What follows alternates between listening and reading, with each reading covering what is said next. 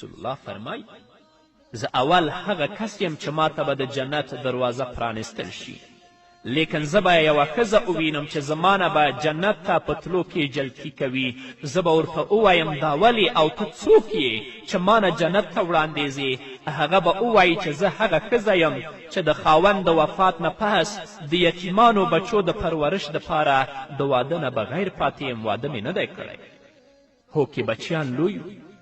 بیا کولی شي چې زموږ خویندې بل واده وکړي خو که هغه په دې پوهیږي چې زه بل واده وکړم د